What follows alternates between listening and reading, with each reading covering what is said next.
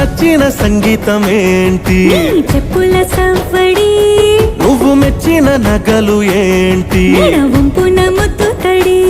నీకిష్టమైన చోటు ఏంటి? అది చల్లని నీ ఒడి. నువ్వు కోరుకున్న దుస్తులేంటి? నీ